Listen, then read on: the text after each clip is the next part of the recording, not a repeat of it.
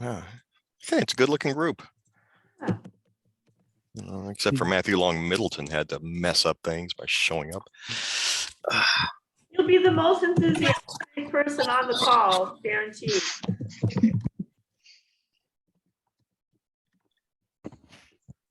So many people I don't know. Depending on what you think, you may want to, I don't know how many people you'll have, but people could just say a brief hi about, I'll just ask people to say hi and introduce themselves. Okay. Um, You're okay. Hey, If you don't mind. What would be helpful too is when you introduce yourselves, tell us what kind of camera you plan to use or you try to use when you're out taking pictures for your reporting, if you do any photography at all. Yeah, cell phones are fine to just trying to get a sense. Yeah. well, let's go ahead and get started. You want to unshare yourself for a second, Brian Munoz? Does that work? Or are you still seeing the screen? Let's see, I'm still seeing your screen. There we go. Oh, yes, a wonderful group here. Okay. Good morning, everybody. Thanks for joining us. Woohoo! Day 1 of 2. We'll do the KCUR universal symbol of hi and you're awesome. We are in day 1 of a 2-parter on photos for non-photojournalists. And this is going to come in handier than you think for your work, especially as we think so much more about the digital piece and the social piece of our work. You may not always be able to grab Carlos or Brian or book them for a story to go with you to the far reaches of your listening area for a day of fun in rural Midwest or wherever. So it's a really good idea to understand some fundamentals of photos. So what you're actually doing, as well as why you're doing it and how to do it. So I'm really excited. We're going to do some introductions. I just want to always make sure that people who may not know each other in our region can kind of connect, because there's a faces and names. And when we go around, Carlos has requested that you say your name, your station, what kind of camera you have or don't have, or if you're using primarily a smartphone. That would be great to know. And if you could also just give us a shout in the chat to almost like a roll call, but in the chat, just put your name and your station. That would be great. Part 2 is tomorrow, same time, same Zoom.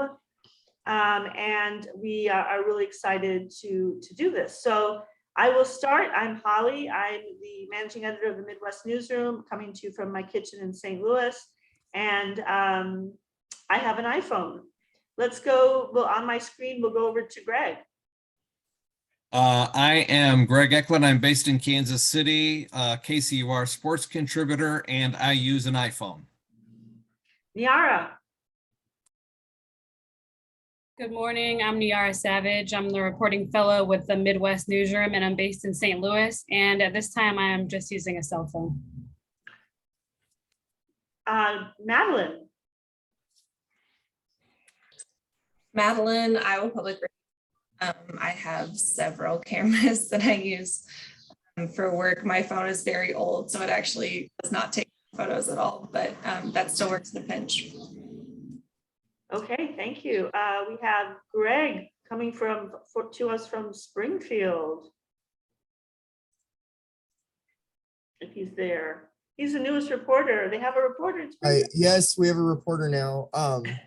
One whose camera doesn't seem to be working on my monitor, so I apologize for the black screen.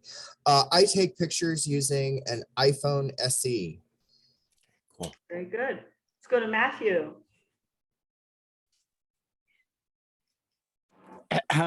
Sorry, had to turn up the gain. So my name is Matthew. I work at KCUR in Kansas City, and I use mostly an iPhone, but when I'm going out, I have a Sony, oh my God, what is it?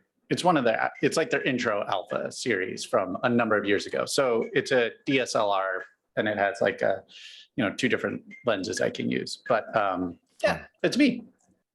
Caitlin.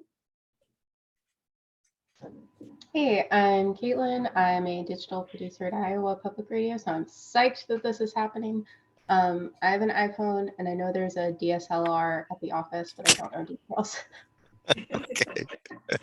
Kendall. You're not talking. Oh. There, I think I'm hearing something. That's okay. You can chat us. You're at IPR and you use your iPhone. Great. Okay, cool. You may have heard her on NPR News this week. Then we'll go to Luke.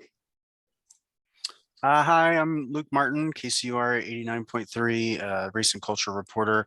I shoot sometimes using my phone, which is a Google Pixel 3, and then I also have an entry-level DSLR. I use a Rebel T3i, and I have like a zoom lens, and then just, the standard lens that comes with it. Cassidy.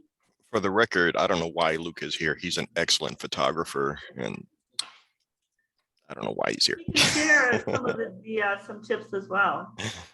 Let's go to Cassidy and then Jody. You're muted or silent. Someone is hacked into the IPR world. If you want to chat us your camera, she's at IPR. She's lurking.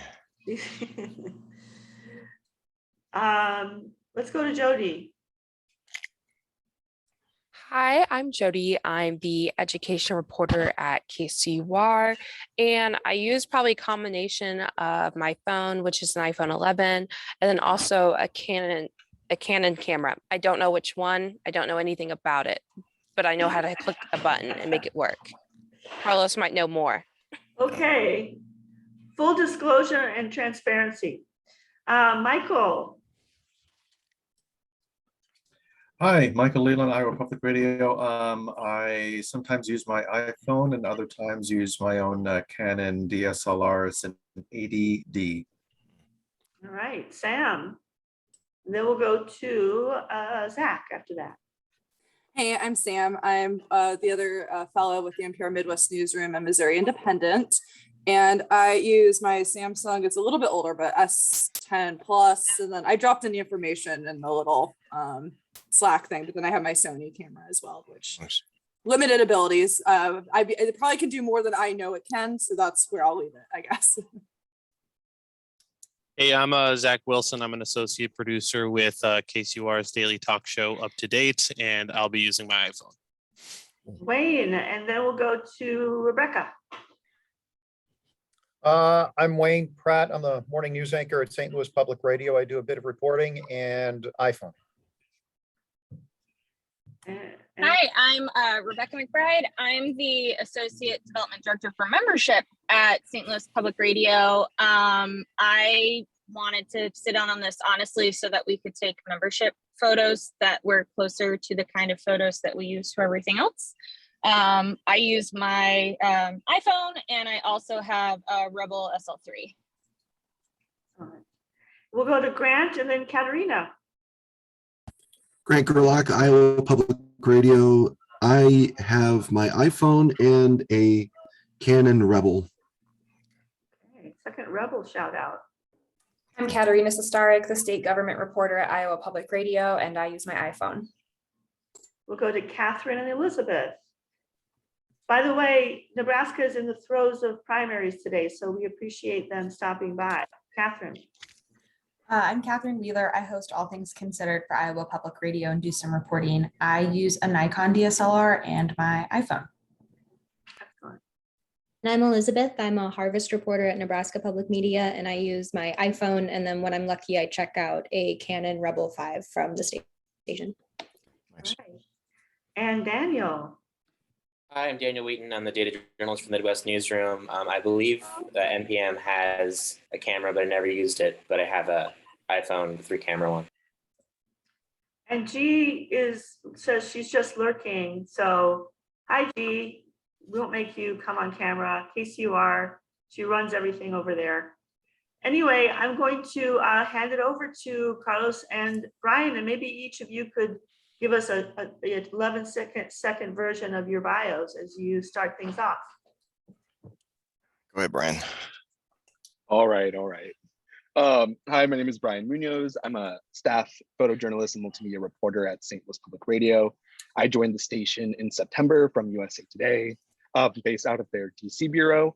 Grew up in St. Louis and very excited to be here. And I graduated from Southern Illinois University in 2019 and I'm all about anything visual and presentation and whatnot. So happy to be here.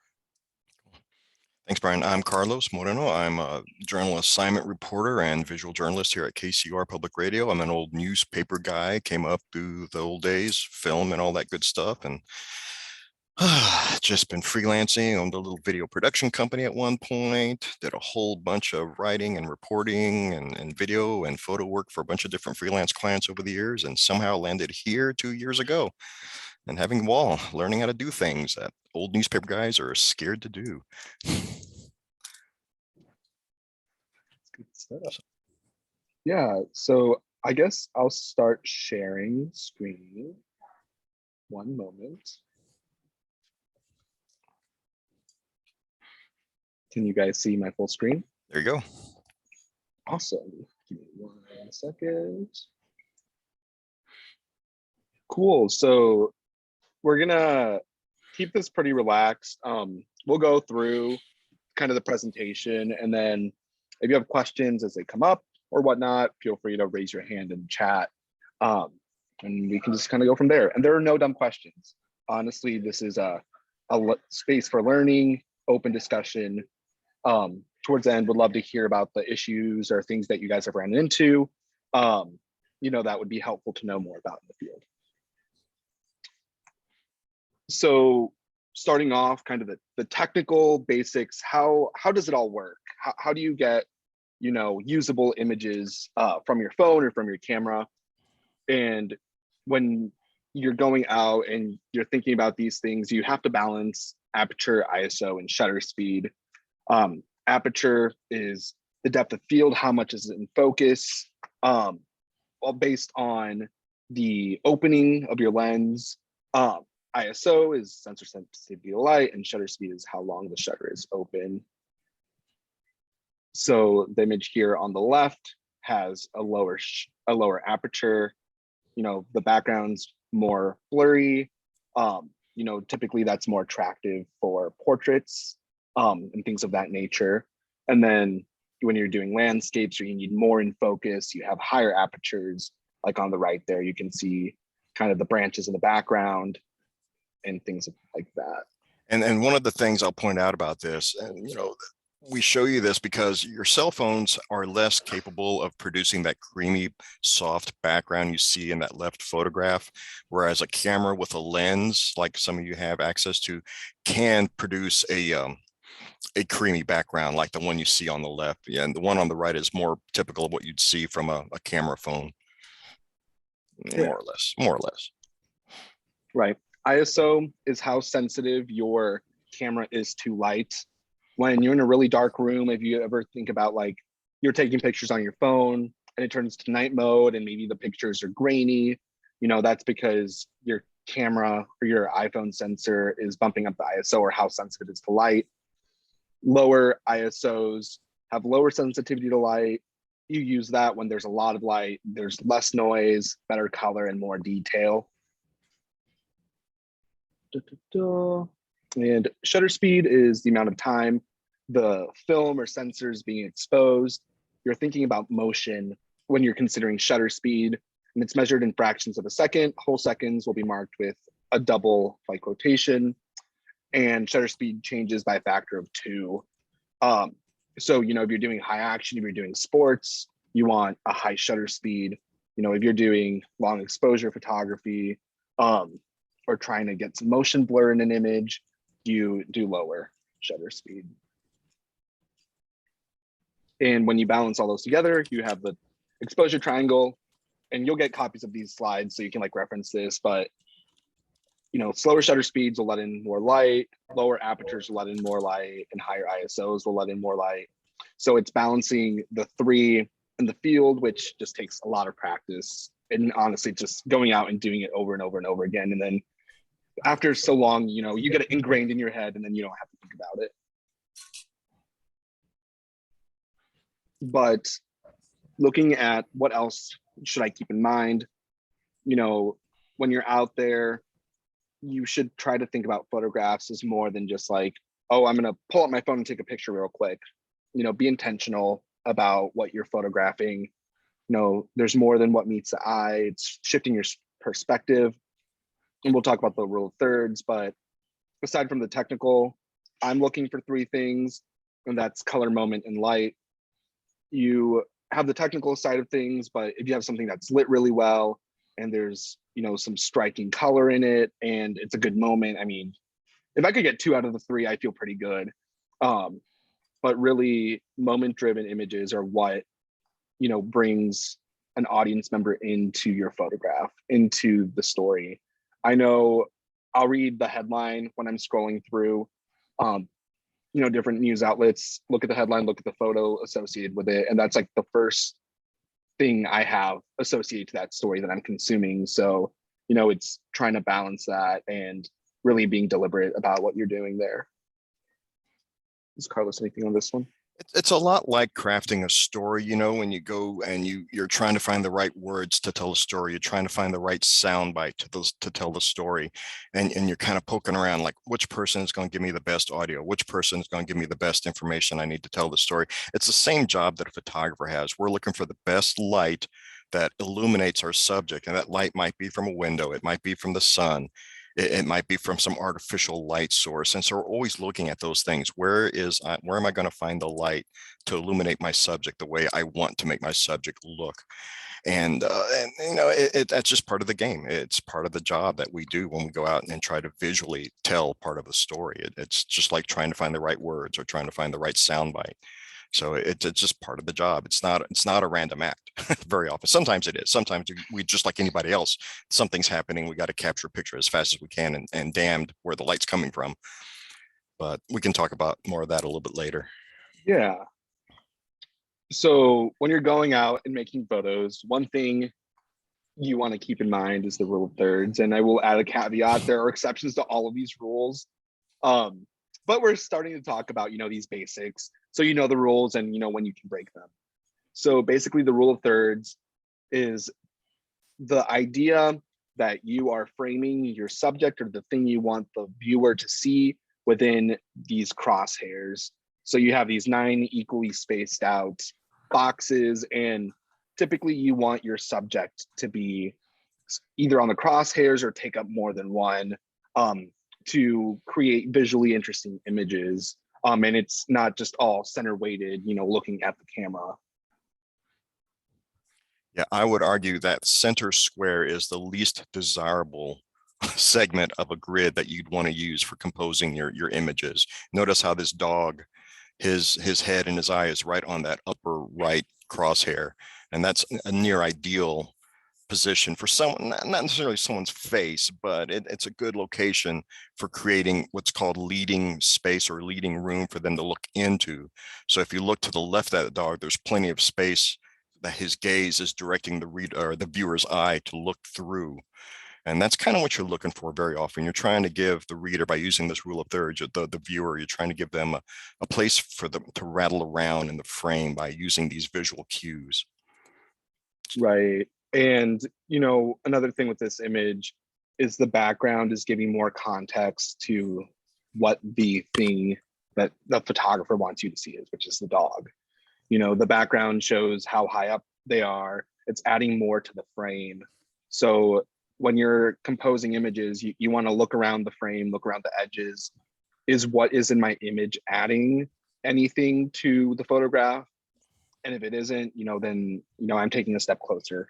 I'm cropping it out. I'm, you know, taking a little bit of time to really be conscious about what it is I'm looking at and what is in my frame. Hey, Brian, do we have the grid thing further down in our notes, or is this a good place to talk about turning on a grid in the camera? We can talk about it here. Okay. This grid, you guys, can be previewed on your phones and on your cameras. I would assume many of you already have it up, but I always have my grids turned on. It's usually somewhere in the settings of your individual cameras. In the iPhone, it's on the settings screen under iPhone settings. On your cameras, you can go into the menu and turn these grids on. And I have them on in all of my cameras everywhere. Every phone, every camera, I have these grids turned on. They help me compose, they help me level the horizon, and they just help, work with this rule of thirds. Absolutely. And they won't show up in your images, so no worries on that end. Right. And continuing on composition, Carlos. Okay, and I'm glad Peggy's not on this, but I told Peggy I wanted to. This is a story that Peggy Lowe worked on and I worked on together. She was reporting about this gentleman who's trying to find his son's killers. And she went out there and interviewed him this one day, and she used her phone. Like I'm happy she did, because I wasn't available that day to go with her. And she made this photo on the left of this gentleman with his cross at this park where his son was killed. And she came back with the photos and said, "Is this going to work?" I said, "Yeah, that'll work." But then I started thinking about it, going, I think I can do this, a little bit differently. And because once I saw what she did, that actually gave me was a big help, you guys. That's one thing I failed to mention in our notes, is sometimes if a reporter can go out and make some pictures for us as sort of like a pre-survey or just some intelligence gathering, it helps us make a better photograph maybe in the future or down the road. So I was able to take what she did on the left there, and there's a couple of things going on. Do you see the tree kind of popping out of the guy's head? It's called merging, so it's kind of popping out of his head. The cross is pretty small, and so when I was able to go back and get a hold of this gentleman, I was able to change things up a little bit and bring his face closer to what I felt was important to see, which was the son's face affixed to that cross. And notice how much empty space is around this gentleman. You see some sky and a lot of grass and stuff that really doesn't add to the story. And I feel like the picture I did on the right, well, I still find some fault with the picture I did on the right. I'm looking at it now going, damn, why didn't I just do this? But I think it's certainly, the picture is a little bit more dramatic and it has a little bit stronger appeal for the type of the story that we were telling. Brian, is there anything more? Yeah, I think, when I used to TA like photo, like 101 classes in college, and that was one of the first things I told people is watch out for those backgrounds. We don't want antlers, trees, phone poles, and fixing them a lot of times is just scooting a little to the left or scooting a little to the right, and getting down low, going beyond just what is at eye level. Yeah, and that's, goes back to the point we made earlier about getting away from eye level images. The first photo is, standing where it's convenient, taking a picture. And then the second photo on the right is certainly kneeling down or bending down to get the subject and more in line with the material, something else in the photograph that's important to tell the story. Hey, Carlos, this is Wayne in St. Louis. Looking at that picture now, what would you have done differently? You referenced it there, but. Yeah, I would have gotten even a little lower perhaps and crawled a little bit closer to that cross to emphasize the young man's photo a little bit more. Because you see there's a small amount of dead space above that cross where there's sky and some landscape, which is not terrible. But I feel like I probably could have crawled even a little closer to that cross and emphasized the young man's face a little more, juxtaposition to his father's. Yeah, and you should never feel bad for taking a little more time to do photos. I know sometimes reporters I've talked to have mentioned, I just sat with someone for an hour and I feel bad taking more of their time. It's like, you already took an hour, an extra 5-10 minutes isn't going to be a big deal in the long run. And, with a lot of these images or just in general, while you're out on assignment, feel free and reach out, we're here to help you brainstorm. Yeah. Here to talk through, what you may be going through, out in the field, etc. And then this was one of my examples. The photo on the left was one that someone had taken on Instagram at this demonstration regarding abortion rights last week. And, there's this crowd and it's trying to think of how do I navigate this and emphasize the amount of people that are there, but not just doing a super wide angle shot of just a crowd. I still want to see emotion. I want to try to see people's faces. And Representative Cori Bush was speaking, so I got pretty far back towards the back of the crowd and used a long lens, and what you get with that is compression. So what you may notice is if there's a building or something that's let's say, I don't know, you go to St. Louis and you want to take a picture in front of the arch and you go right under it and you're like, I'm going to take a picture, but you are this small and the arch is massive. So what you want to do typically is go further out, zoom in a little bit, and it brings the background to you. So I was able to go and, get the people behind her and get these signs, where I probably could have used a little higher aperture or gotten a little more in focus. I still thought I was able, to get the Congresswoman's, emotion that she was giving when she was speaking, and was able to give a little bit of a different perspective on, the crowd that was there. I will add to this. If you look at that left photo, that really could be anywhere, because there's nothing in that crowd photo at the left that shows what kind of rally this is. But another thing about that one photo, we got to be thinking too about not just having a single image sometimes for some of your stories, because that's one thing we kind of get trapped into often. It's like, well, I've got a good picture, I'm done. But sometimes, our stories are long and we want to fill in with more than one photograph. That photo on the left would be a nice second image to add to a story. I feel it'd be a nice second image to add after we've seen this other photo on the right as maybe a lead photo. So often too, thinking about using more than one image for your stories, getting some details, getting some wide shots that further tell the story. Right. And it's thinking about, this like a movie. If you watch a movie, there are wide establishing shots. Where are you? There's medium shots. What's the scene? And then there are close details. And, you're watching movies. These things are playing, in sequences, and you don't think twice about it, but there is a science behind it. And it's, just trying to create that visual diversity in your pieces and really, showing more. So, there may be these images and then you maybe have a detail. I got another photo of the Congresswoman crying. Like I got right super close to her face with a zoom lens, something like that, or like a close up of somebody's sign. Damn, Brian, you just stole my thunder. I was gonna give a pop quiz. Oh, what was the third picture you could do out of this event? And and it's a detail. It's a close-up of a sign, it's a close-up of somebody's face showing some real emotion, because here you have a medium shot sort of on the right, you have a wide shot there on the left, and then the next logical image, if you're putting together a series of images, is to have some sort of detail that pulls the viewer in closer into the story. And aside from demonstrations, for example, I think about a story I did with Wayne on the St. Louis Blues.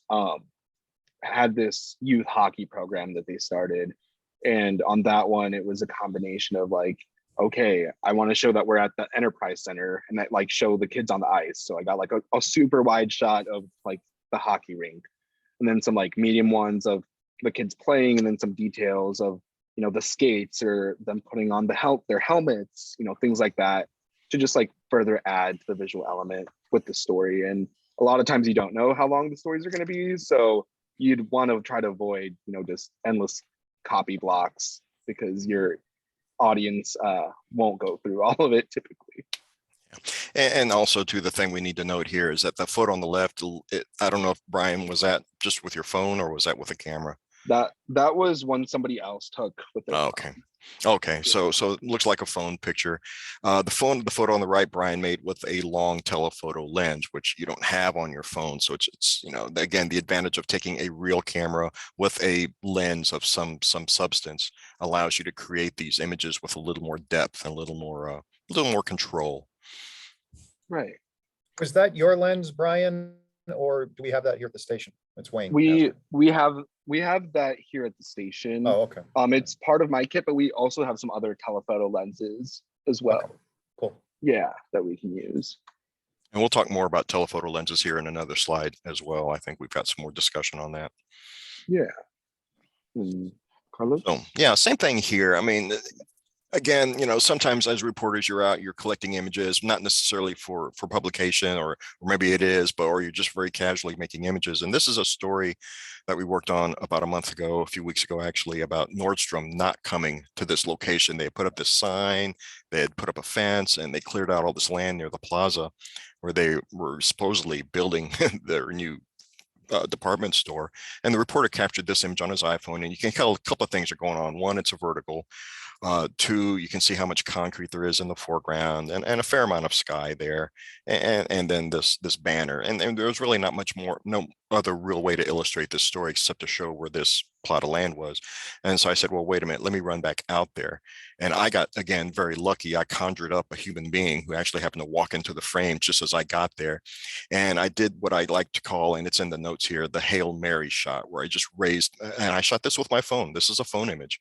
I raised my phone way up high and trying to show that sign plus that empty lot, that added little element to where the building should be in relation to the other part of the plaza that's behind, this plot of land. So actually trying to combine a lot of different elements, certainly adding a human element helps our images all the time. I always try to sneak a human into the picture one way or another, if at all possible. And I think that the image here, is certainly an illustration of the difference between just doing a grab shot, which, the first one is, it's just a quick grab shot, versus going out there and actually purposely, waiting around a little bit, spending some time, waiting around, hoping somebody walks by the frame. And it didn't take me that long. I got really lucky. And it's funny, this guy was a big Casey. He asked me what I was doing. I go, oh yeah, I listen to KCR all the time. I know you, I listen to you all the time. It was kind of fun. So you have some actually fun interactions every now and then when I do these kinds of things. But I realized I was actually very proud of this picture, because I was going out there thinking, oh my gosh, what am I going to do with this plot of land? But that Hail Mary trick makes me happy all the time, raising that camera way up high, changing my perspective, and just giving a different look to things. Yeah, definitely. And I think, something else to remember, and I'm not familiar with everybody's work or your habits, in the field. Like, I would always go and try to talk to that person and try to get their name. Where are they from? Trying to add context where you can, on that front. But yeah, so, there are sometimes stories that are not like, oh, I have to go to press conference, for example. And it's like, this press conference isn't the most interesting, or, even with this image, there's something that was supposed to be there, but there isn't. And it's, taking that time and thinking about those added elements and really being able to bring those in the image to really elevate, that story. And always remembering to photograph horizontally, not vertically, because the CMS, at least on our end, does not like vertical images as leads. These were kind of like this, what we've been talking about, shifting your perspective. These were from a press conference that happened after the tornado the tornado hit an Amazon building in Edwardsville, about 30 minutes from here, and killed 6. And of course, there's people speaking at the podium, there's that thing.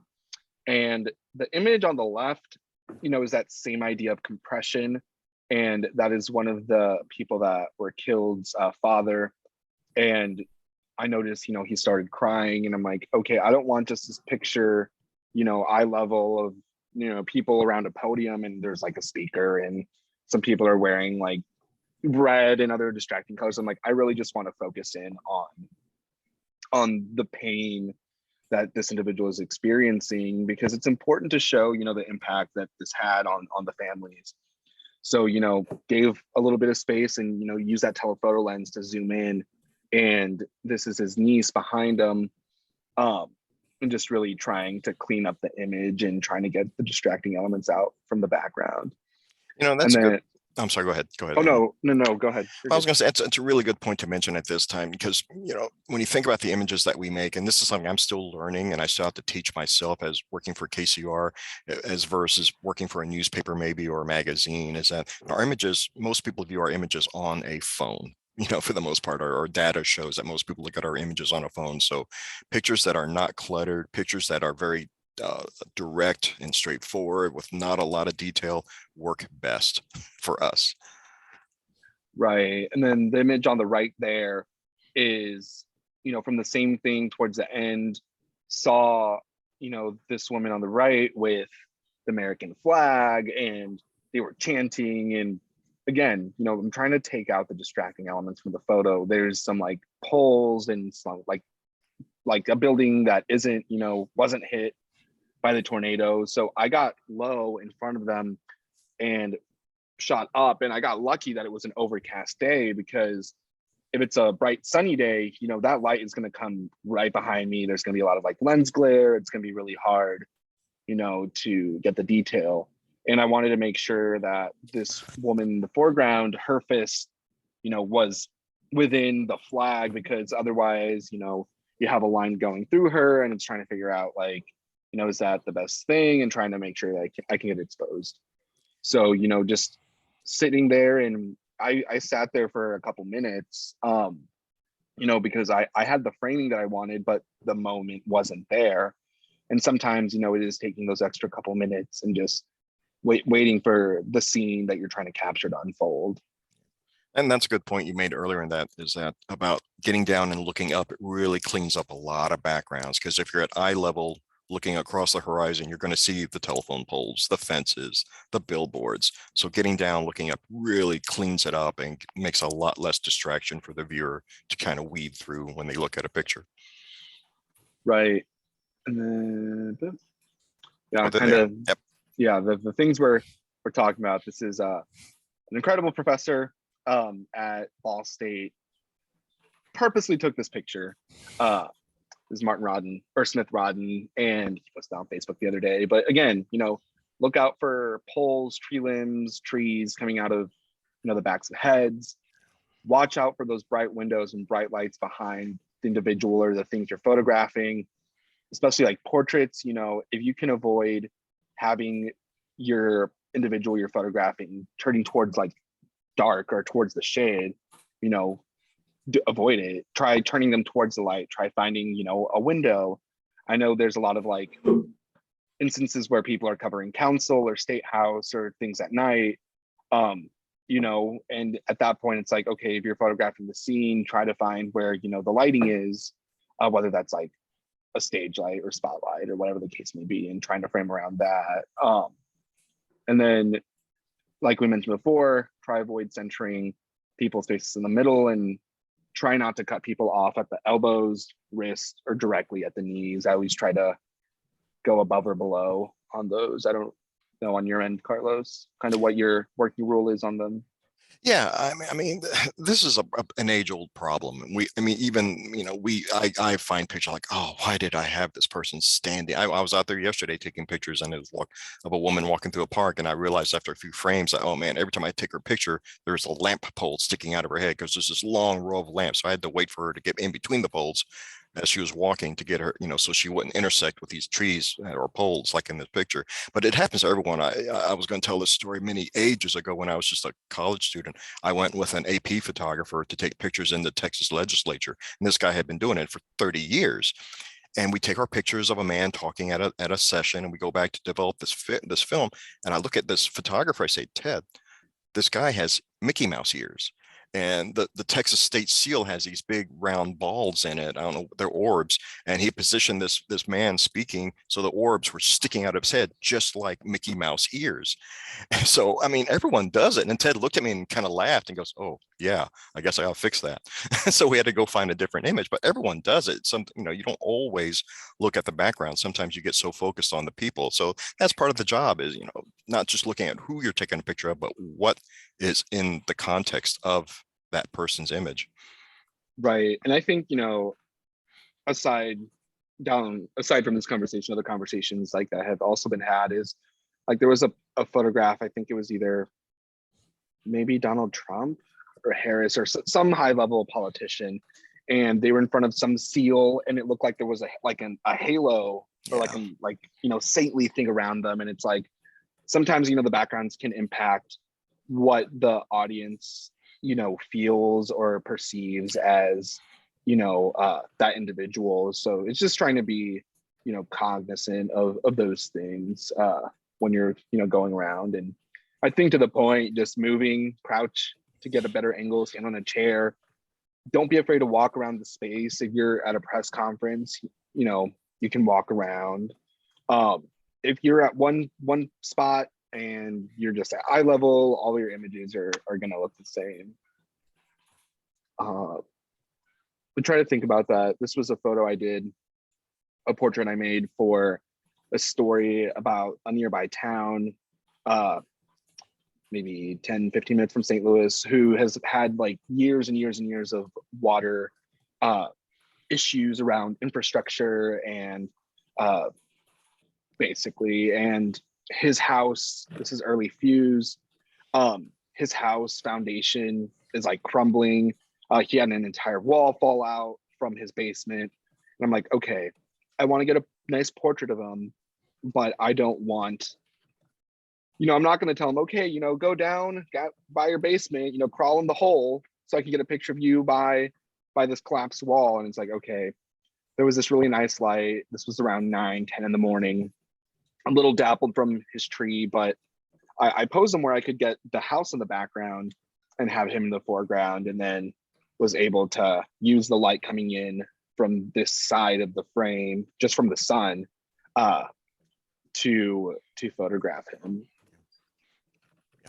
It's an excellent illustration. I mean, two very simple elements to tell the story: one, the man and the building, and then nothing else. And the light just draws your attention. The key thing to remember is that, people's attention in a photograph is drawn to things that are in focus and things that are bright. So you can see that the man is in focus and there's light on his face. So the viewer's eye is meant to be drawn there, and then everything else that's out of focus or in the dark kind of recedes, and people can then drift toward those things after they're drawn to the thing that's bright and in focus. So I have a question, but I'm sitting right behind Brian. So to avoid the echoing part, I was wondering, Brian, can you talk about, you talked about the rules of thirds earlier and giving leading space, and you said there are exceptions to each one of those rules. There you go. I wonder if you could just talk about why you framed him in this way, where the home is behind him. Yeah. So, yeah, like we were talking about, I didn't have him in the middle of the frame because I wanted, obviously, like it to follow the rule of thirds more so.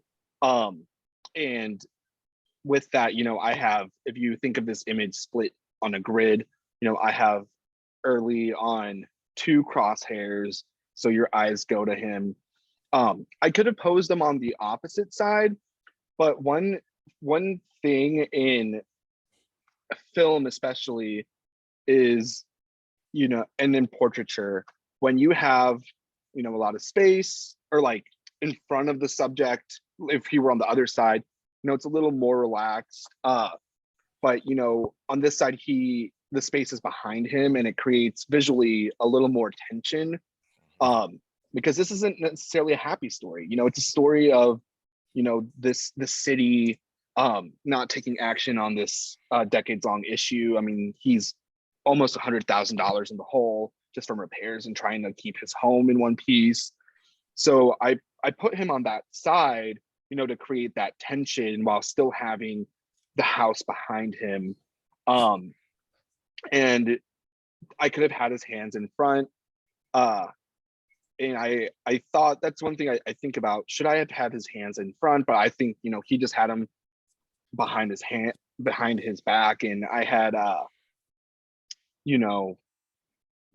asked him, I'm going to have you stand here, gonna get the light, everything's set. Yeah, like Brian mentioned, it's almost like the home and the problems with the flooding is on his back. But to answer Danny's question, with portraits, you can direct people. Like, you are making a portrait of them, you can direct them, versus in most forms of photojournalism, you're looking for moments. If the moment passes, you don't say, can you do that again? It's just really trying to be intentional. And I think kind of the takeaway is being intentional. And with the portraits especially, like, you can pose, you can light, you can move them around to find the best angle, getting more than one angle. Something definitely strive for. Is this in the notes a little bit later, Brian, where I talk about the hands in front of the crotch? Yeah, that's right here if you want to talk about it. You guys, I vehemently oppose anytime I'm lining people up to take a picture, even if it's a simple group shot for whatever reason. I let nobody pose with their hands flapped across their crotch, that pose where people stand with their hands down, overlapped across their crotch. I refuse to let anyone do that ever in any photograph I have.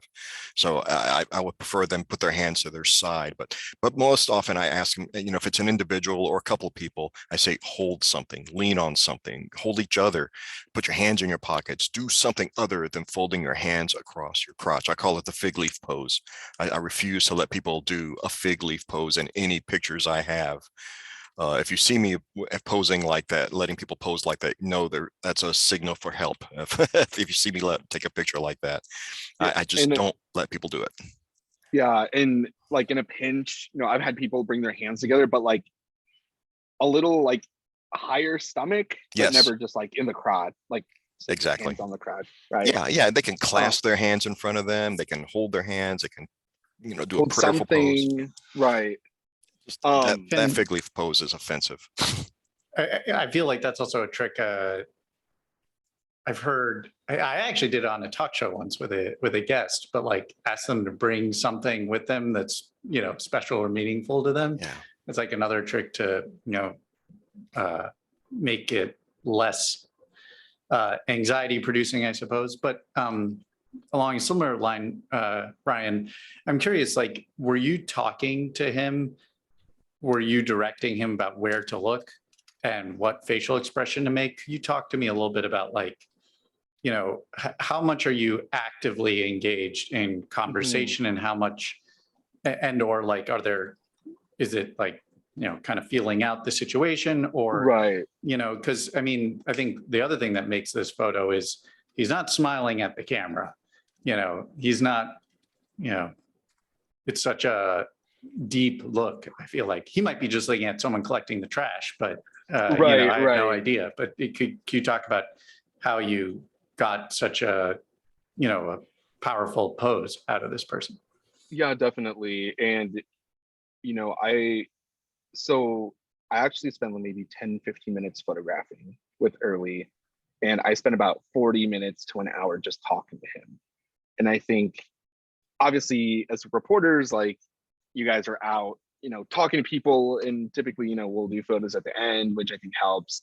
But it's tell me about, the situation. Tell me about what you're going through. And he took me around his house, took me down into his basement and whatnot.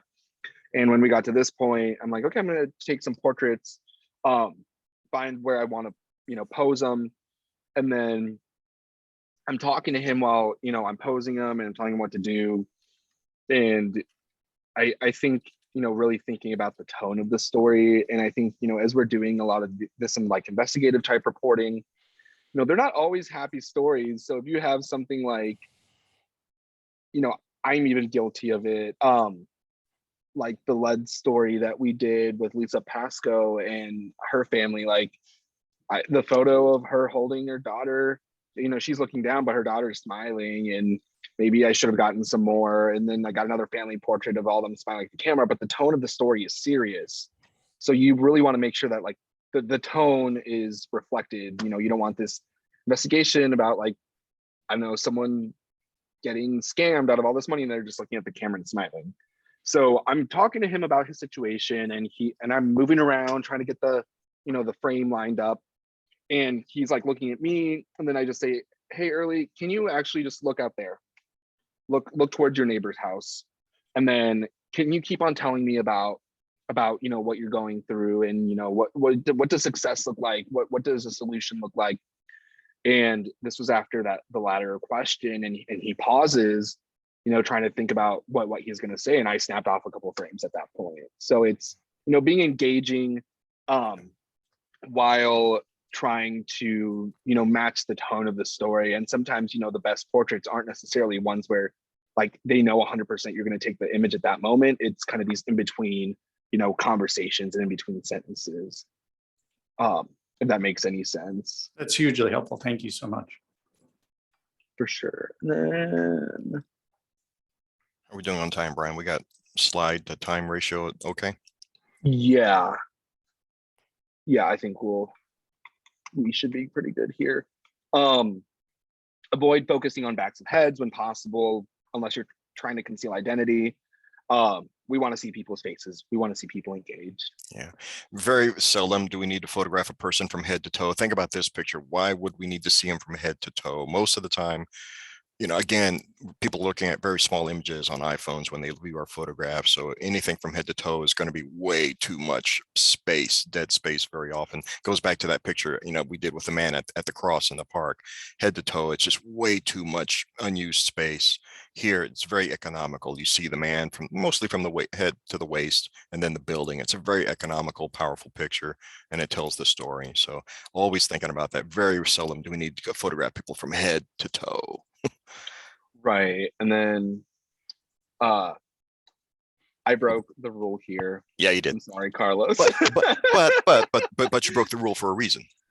Right. So as Carlos notes on his notes on this one, I mean, when you're shooting landscapes, you want to typically avoid putting that line across the middle of the frame, right? Is what you were mentioning. Yeah, the horizon, you usually want to bump the horizon up to the top third or down to the bottom third to emphasize either foreground or sky elements. But here though, there's a reason for breaking that rule. And why is that? Right. And that's to really show the emphasis of the sky. Also, this is a bridge going across the Mississippi into the city. Yeah.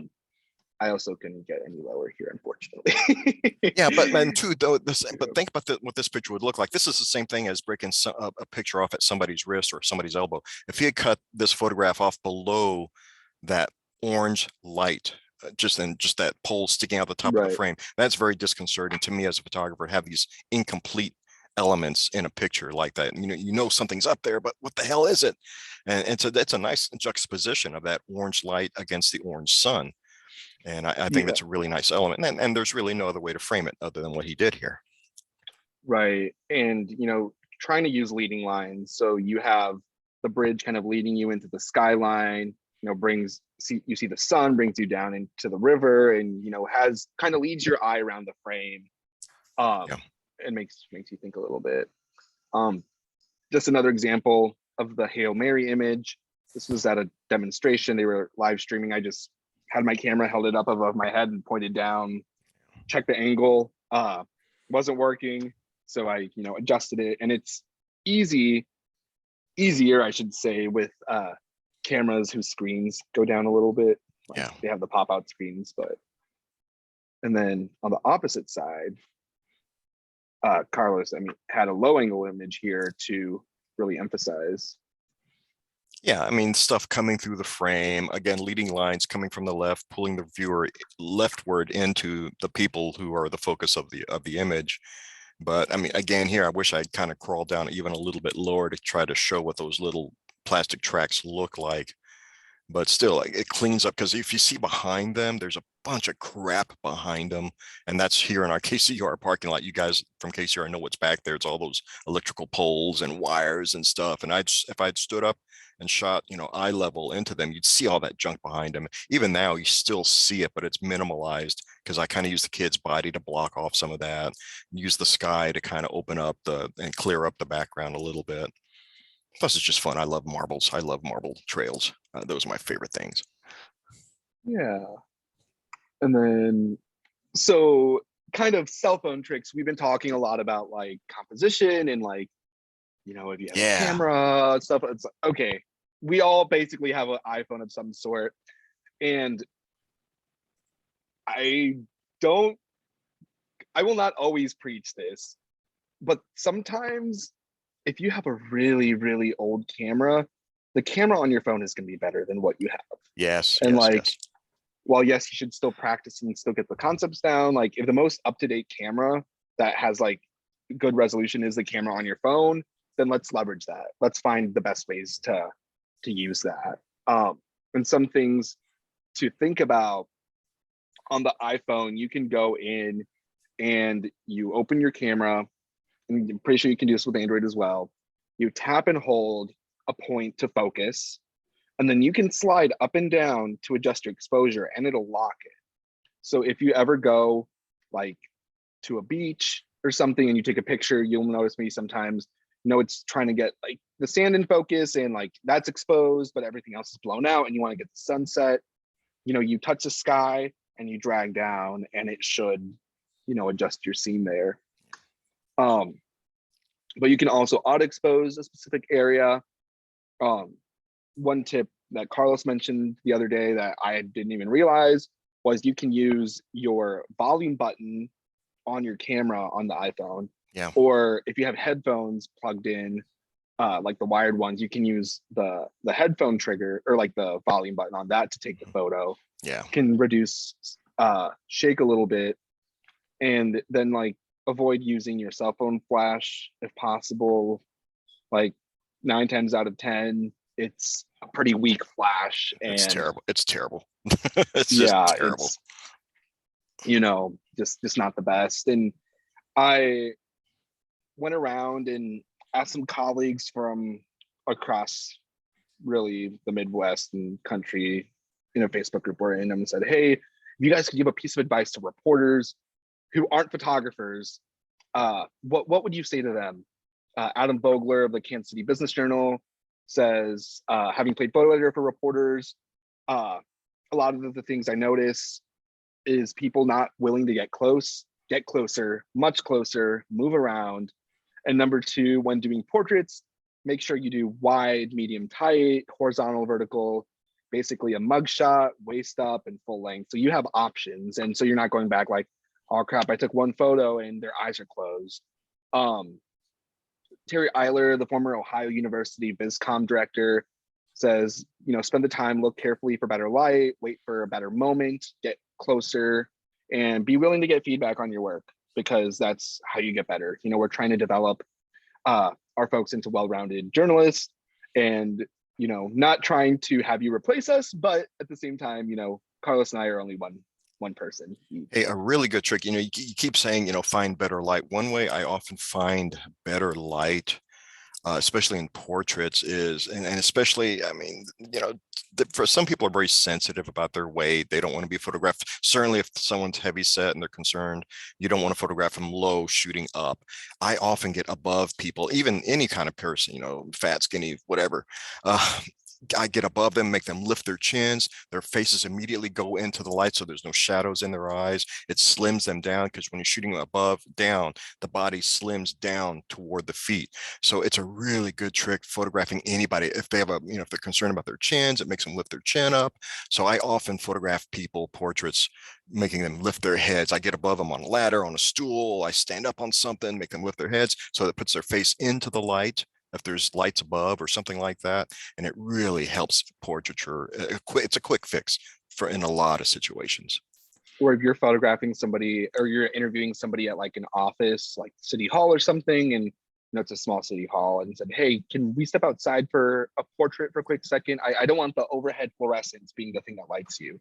And people are typically, you know, really open to it because they want to look the best that they can. And, you know, you're telling them, hey, this isn't going to make you look good, or, you know, with some of the fluorescence, you see deeper shadows under their eyes. Like, people want to look good, so they're really willing to work with you. And like I mentioned before, and Robert Shear from the Indianapolis Star also mentions horizontal when you're filming video as well.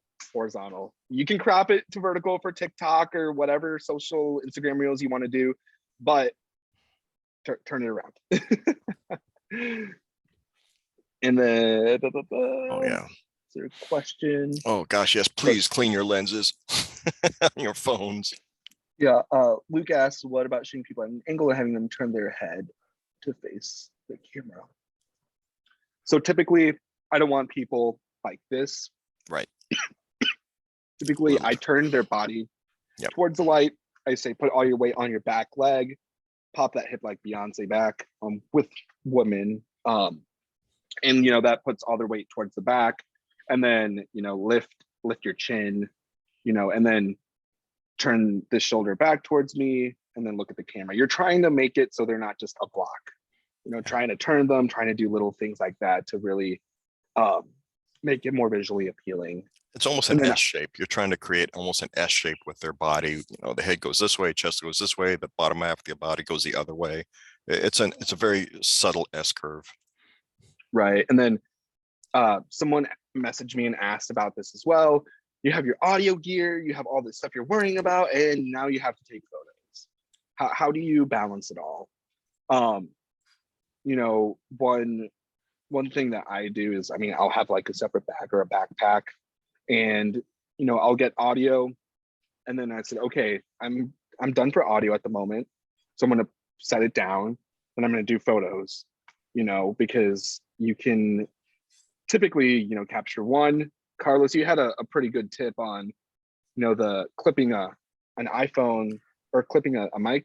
I've got a cute little mic I bought at Best Buy. It's like 20 bucks and it's really good audio. It's even got a little tiny windscreen on it, and it clips into the lightning plug on your iPhones, and it reticulates a little bit so I can bend it up or down. So I'll put the phone in my pocket and put the mic so it sticks out of my pocket pointing forward, and it collects really good audio. If I have to be moving around collecting audio if I have to, but the only problem with that is it does record camera noise. If you're shooting with your motor driver, you'll hear it blah blah blah blah blah blah blah, or even with your phone, you'll hear it clicking as you're taking pictures. So that's the danger there. If you're not trying to record clean audio, if you're just recording for quotes in a digital story, it's fine. But if you're trying to get clean audio, it's not the best way to go. But I do have another mic stand that I carry. Again, it's a background stand, and it folds down into two parts, and it's a little set of legs that spread out. I put the pole in. I'm able to screw the mic on my boom mic onto that, and that's what I set up at press conferences. And I just press record and walk away and start taking pictures while it's running the audio. I always set it up right next to a TV guy, right next to their camera. And it's usually safe there. Nobody knocks it over, but you do have to keep an eye on it because sometimes things shift and move. I've turned around sometimes and go, oh, look, everybody moved. My mic is all by itself out there. Someone's just about ready to run over it. So you do have to keep an eye on it. Yeah, definitely. And, I've done it where there's like mult box or something. I go and plug it in the mult box, start running it, check my levels, and then go and make photos. Excuse me. The one thing, and also too, if you're recording audio on your mic, on your camera phone, if you're recording audio that way, you can stop and continue recording audio and take photos at the same time. It's just very scary. I don't know if anybody's tried it. It's really scary to do that, to shift away from your recording app while it's running and then go take a picture and then come back to the app. I'm terrified I'll stop the recording in the middle of trying to switch between apps. But the iPhones I know will do that. Will record audio while you're taking pictures, and you can turn the sound off so it doesn't hear. Because if you do have the sound on your phone and you hear the audible camera click, the fake camera click, it will record that as well. So you have to turn the audio off on the phone so it doesn't make that audio click while you're recording audio. Yeah, for sure. And like on the slide, like it says, clean your lens, with a soft cloth. A lot of times I'll be like on the phone and like my hand or my fingers will like touch the lenses or whatever, and then it's blurry, and then take a second, wipe your cameras off. Avoid doing photos at high noon if you can. If you're doing features, profiles, try to get those photos earlier in the day or in the evening when it's like golden hour, which is when the sun is rising or setting. Or if you have to do it at like high noon, look for shade and what spots where the light behind them isn't brighter than what it is in front of them. So maybe against a building or with trees in the background, something along those lines. And yeah, almost there. Yeah. So you got your photos. What do you do after? And workflow varies from person to person. Carlos and I do things differently. You find kind of your workflow and you kind of stick to it. I don't know, Carlos, if you want to talk about what you do. I think you do the same thing. I use Adobe Photoshop and Lightroom. I primarily use Lightroom, one of our Adobe products. When I take photos with my cameras, I'll come in and run my photos through Lightroom, which allows me to edit through them, do a quick edit, pick 2 or 3 or 4 and put stars on them, and then I save those as a separate file away from the other photographs so I can easily access them. And I do very minimal, I should say minimal touch up to them. I darken the corners in almost all my photographs. It's an old newspaper trick about burning the corners in just to make them a little bit darker to draw people's interest toward the center of the photograph. And then I just do a little bit of sharpening and toning to get the picture just a little bit cleaner and a little bit brighter for reproduction. And that's about all I do. And then I just save them in a folder for whenever they need to go. But on the iPhone, if I take photos on the phone, we didn't get to talk about, most of you have high dynamic range and HDR setting, and I recommend you keep the HDR setting on. I don't know how you feel about it, Brian, but I like having the HDR setting because it gives a really good exposure on these camera phones, and you have to do very little tweaking to the color balance unless you've got some strange light or some strange background, creating a mixed light in your images.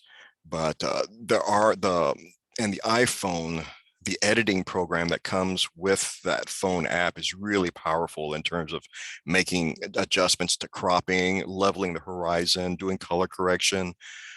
Even just a little magic wand button. I usually punch the magic wand button on my phone before I send a photograph. If I'm out working and I have to send a photograph back to the station for someone to edit and put into a story, I'll do a quick magic wand tool that just does an auto correction on the photograph. And that's usually plenty to fix most photographs for me on my phone. Sometimes I will take the brightness controls and brighten or darken a picture if I feel necessary.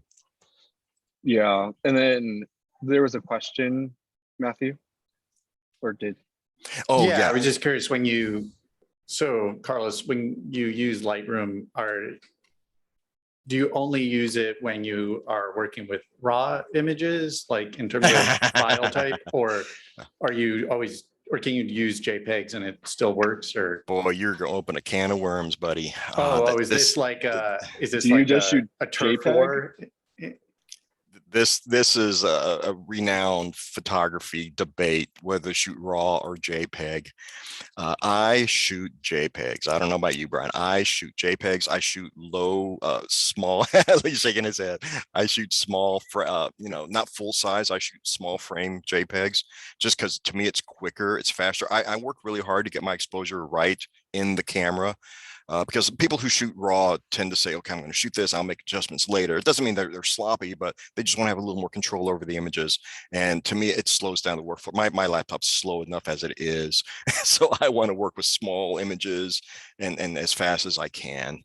Well, that's nice. It sounds like you can, doesn't matter what file format you're shooting in, you can use post-processing in Lightroom. Yeah. Oh yeah. Oh, way. absolutely. Oh yes. Yeah. Okay. So on the flip side, I changed this. I exclusively shoot in RAW, and it does take up more space in terms of archiving, like full size files. But I try to shoot medium RAW, which is like it's still RAW, but it's I'm not gonna blow up. To my knowledge, most of my images the size of a billboard, so I don't need 40 something megapixels or whatever it is. And when I'm photographing with my phone, I have the file type export to HEIC, which is like Apple's, kind of native raw thing. And then I'll airdrop to my MacBook and then I'll do it that way. Luckily, I'm all on the Apple system, so I just airdrop. Yeah, and that's where I have a disadvantage. We have a PC laptop, so I have to kind of do this convoluted sharing of images to a cloud drive and then download that to my laptop from my phone. Yeah. So I mean, everybody's like workflow is different, but if you find something that works for you or you need help finding a workflow, more than happy to help. But when we're editing, like the slide mentions, we're doing cropping, toning, some lighting tweaks. We're never cloning things out, adding things in. There's photojournalism ethics that we follow through the National Press Photographers Association. It's kind of like the working standard. But we're just doing little tweaks to try to enhance images, because you can always do a little something if it's a crop or if it's lightening something, darkening something, etc. But yeah, and then that is all we had on our end. And I know we're almost at time, but if there are questions, more than happy to answer. Not anything we talked about.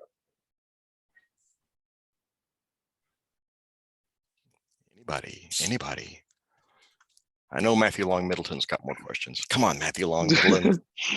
And then tomorrow, I think the idea was we would do hands-on more so. So if you want to come visit us in St. Louis, you're more than welcome to. Or if you want to visit Carlos in Kansas City, you can do that as well. But tomorrow will be hands-on, just trying to show a lot of these concepts in person, you know, and with the gear that you have. Sorry, Brian, I didn't mean to jump in there. Oh no, go ahead. I do have a question from earlier in the presentation, those Nordstrom photos. Yeah. And this is coming from a guy who has always been curious about this kind of stuff, but knows nothing. If I was sitting there taking the photo on the right, and waiting for a moment, I understand the picture and getting the empty lot behind it, but I would never have thought of having the random person in that shot. Yeah. What am I missing there? When you saw that, or you're waiting for a person to come by, why was the person who really isn't related to this at all essential to that photo?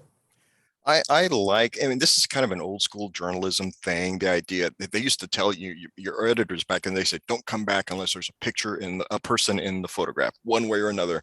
And people in photographs add life to the images, to these otherwise static scenes. I mean, if you compare the one on the left and the one on the right, the one on the left is quite static. The one on the right has a little more dynamic. I can't use that word, dynamicism to it. I guess it's more dynamic. Just a person, I feel, adds a little bit more life and texture to an image. It's a contrast between the organic element of a human form and the structural, rigid form of a building by itself, or a sign just by itself. Brian, how do you feel? Yeah, no, I feel similarly. I think, you know, that in this situation or in other situations, you know, just having that individual there just adds a human element to it. And that's always what we're trying to like do is, you know, show people and how like these different stories affects them. And while this guy maybe will never go to Nordstrom, maybe has never been in a Nordstrom, it just visually adds, you know, just another element, this guy walking by. Yeah, I think the pictures, they just look lifeless without a person, and the pictures can just be so lifeless. And it could be something out of a magazine, you know, or not, I shouldn't say a magazine, but just it looks like an architectural image without a person in there. So I just like having people in my photographs. They kind of add a little credibility to the picture too. I mean, this man is walking through, even though the thing says fall of 2023. I mean, this man's in this picture at this moment, and it just lends a little bit more life, I think, to the picture. Yeah, after having taken countless pictures during the pandemic of just empty everything, people add a little bit to it. Yeah. It's not a great answer, but that's the best I can do for you. And really the answer is, thanks. Yeah, the answer is because my photo editor back in, 1987 said, you better come back with a picture, a person in this picture, always. I also like how in this photo the sign is kind of leading to him, right? Like sure, like you've got sort of a vanishing point to a certain extent, and it's pointing right at this guy. So it's kind of puts like a period on that line or something. Yeah, and it's leading lines. Yeah, exactly. Well, cool. Thank you all so much again for having us. And this is how you can get in touch with us. It's Twitter and email, and of course we're on Slack as well. Wait, what's that picture of you, Brian? When was that taken? Oh gosh, that was 2 years ago. Okay. Yeah. You're better now. Changed haircuts. Well, thank you, gentlemen. This has been great. I just posted a note in the chat to we'll be back in the same Zoom link, same time, and we will be making the recording and the slides available. So share with all your friends and colleagues who weren't able to make it. So tomorrow, yeah. Yeah, tomorrow we'll start just to see who all's on, because it'll be in person. Right. Right. Yeah, cool. Very good. That'll work. Sign off. Thank you all. Bye, guys. Thanks, Brian and Carlos. Sure thing.